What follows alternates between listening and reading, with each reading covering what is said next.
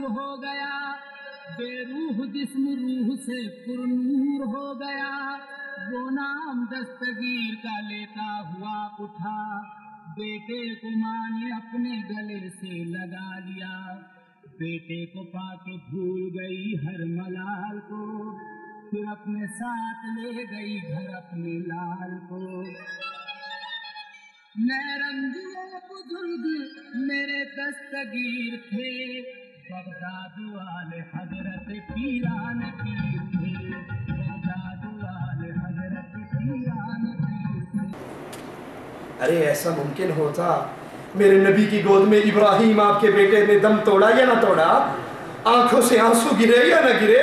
سائل نے پوچھا آقا آپ ہی رو رہے ہو؟ کہا نہیں، یہ تو رحمت ہے جو اپنے بیٹے کے لیے میری آنکھوں سے گر رہی ہے۔ ابراہیم تیری جدائی نے تیرے بابا، تیرے آقا، تیرے نبی جناب محمد رسول اللہ صلی اللہ علیہ وسلم کو غمناک کر دیا ہے، غمگین کر دیا ہے، لیکن زبان سے وہی کہوں گا جس سے اللہ راضی ہوگا، انا للہ و انا الیہ راجعون۔ ارے تمہارا پیر بابا پیرانے پیر اس مردے کو قبر سے نکال کے اس کے زخم پہ ہاتھ پھیرے، یہ پھر زندہ ہو کر چل پڑے۔ بتاؤ اگر یہ موت و حیات باپوں اور پیروں کے ہاتھ میں ہوتی، نبی کے بیٹے فوت ہوئے، مشرکین نے آپ کو تانا دیتے ہوئے کہا یہ جب کٹا ہے تم کٹا ہے، اس کی اولاد نہیں، اس کا ذکر نہیں ہوگا، قرآن میں اس کا جواب نازل ہوا۔ بتاؤ نبی میں یہ طاقت نہ تھی؟ آؤ اس کرامت کو اور اس طرح کی جھوٹی کرامات کو قرآن پہ پیش کرتے ہیں۔ اللہ اگر مصیبت ڈالنا چاہے فَلَا كَاشِفَ لَهُ إِلَّا هُوَ، اور پھر اس مصیبت کو کوئی نہیں ٹال سکتا، اور اگر اللہ خیر دینا چاہے، اللہ بھلائی دینا چاہے تو اللہ کی بھلائی کو کوئی روک نہیں سکتا۔ کچھ لوگ غیر اللہ کو پکار کر وادی شرک میں گرتے ہیں، تو کچھ کلمہ گو اللہ کی ذات میں شریک بنا کر یہود و نصارہ کے نقش قدم پر چلتے ہیں۔ یہود و نصارہ کے عقیدے قرآن بیان کرتا ہے، سنیے۔ وقالت اليہود، یہودیوں نے کہا عزیر ابن اللہ، یہ عزیر اللہ کا بیٹا ہے، ہمارے نبی اللہ کے بیٹے ہیں۔ وقالت النصارى، عیسائیوں نے کہا، نصرانیوں نے کہا المسیح اپنے نبی کے بارے میں، عیسیٰ بن مریم کے بارے میں اعلان کرتے ہوئے کہا وقالت النصارى، عیسائیوں نے کہا ہمارے عیسیٰ یہ ابن اللہ ہے، یہ اللہ کے بیٹے ہیں۔ تو جواب آیا ذَلِكَ قَوْلُهُمْ بِأَفْوَاهِهِمْ، یہ ان کے منہ کی باتیں ہیں، یہ ان کے منہ کے قول ہیں، یہ پرانے پہلے کافروں کی باتوں کو دہراتے ہیں۔ قَاتَلَهُمُ اللَّهُ، اللہ ان کو قتل کرے۔ یہ عقیدے یہود و نصارہ کے، انہوں نے عزیر کو اللہ کا بیٹا کہا، عیسیٰ کو اللہ کا بیٹا کہا۔ افسوس آج کلمہ پڑھنے والے لوگ، ان کی اکثریت بھی انہی نقش قدم پہ چل رہی ہے۔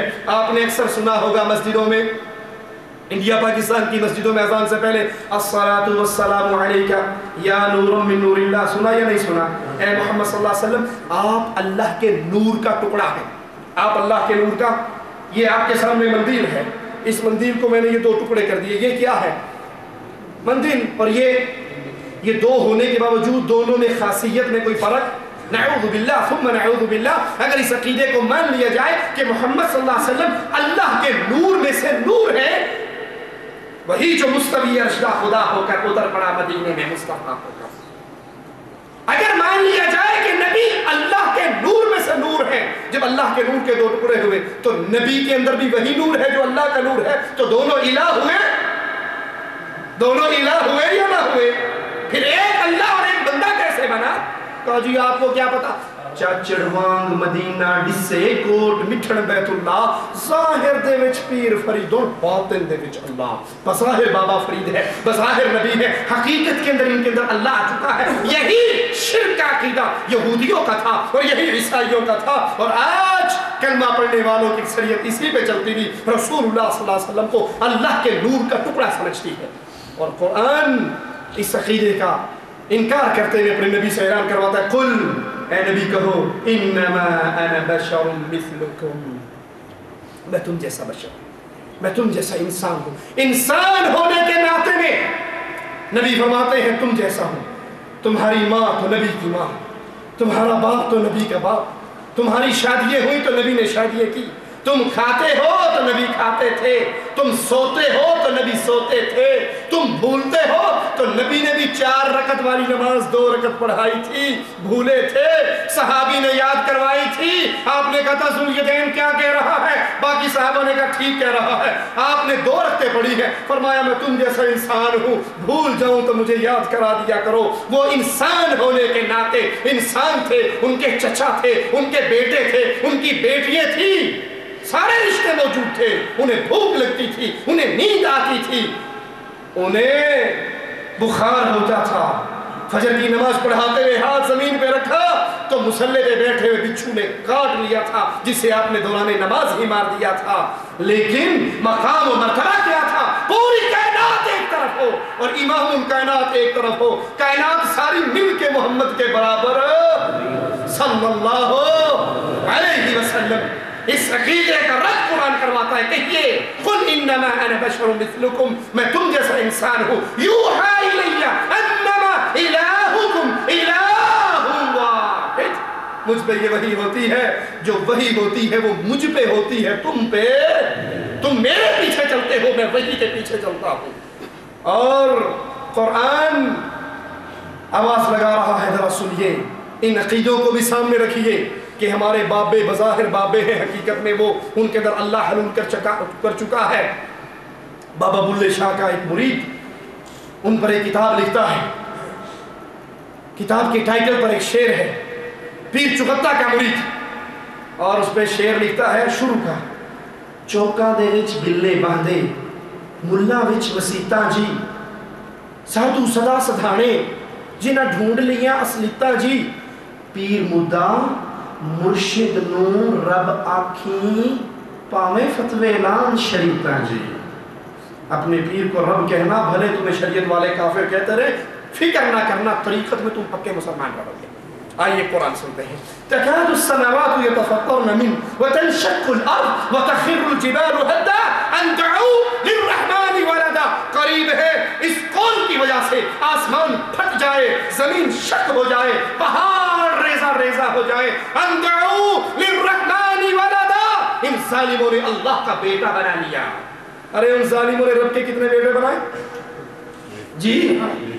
ایک بیٹا بنایا نا رب کا ان ظالموں نے، اور اس پر قرآن یہ کہہ رہا ہے، اور ہم کتنے الہ پوچھتے ہیں، کوئی پنجتن کو پوچھ رہا ہے، کوئی کہتا ہے ہر جگہ، کوئی بابا فرید کو الہ کہہ رہا ہے، کوئی رسول اللہ صلی اللہ علیہ وسلم کو نور من نور اللہ کہہ رہا ہے، ہم نے تو بے بہار ترجمے بنا لیے، لا حول ولا قوت الا باللہ، قل هو اللہ احد، اللہ ایک ہے، کوئی اس کے نور میں سے نور الگ نہیں ہوا، کوئی اس کا بیٹا نہیں، وہ کسی میں حلول نہیں کرتا، کوئی اس میں فنا نہیں ہوتا، قل هو اللہ احد، اللہ ایک ہے، اللہ الصمد بے نیاز ہے، لم یلد ولم یولد، نہ اس نے کسی کو جنا ہے نہ وہ جنا گیا ہے۔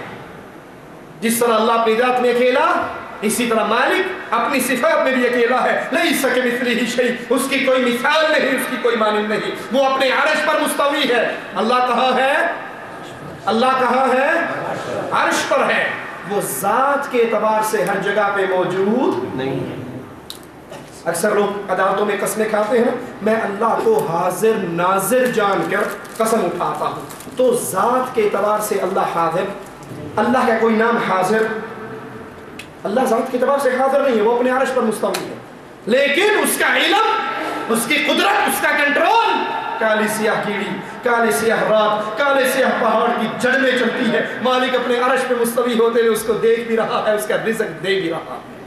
ایک پتا کسی درخت کا نہیں گرتا، گرنے سے پہلے مالک کے علم میں ہوتا ہے، نیا نہیں آتا، پہلے مالک کے علم میں ہوتا ہے۔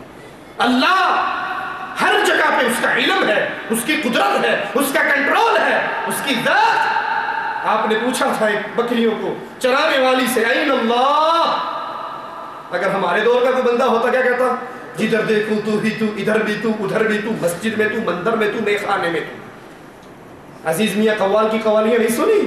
ہاتھ میں آئے تو رام، ہاتھ میں آئے تو رام، ہندو پوچھتے ہیں نا انڈیا والے بھائیوں، اپنے پتھروں کو رام کہتے ہیں نا، کہا ہاتھ میں آئے تو رام، ہاتھ میں نہ آئے تو رحیم، تو ایک گورکھ دھندا ہے، لا حول ولا قوت الا باللہ۔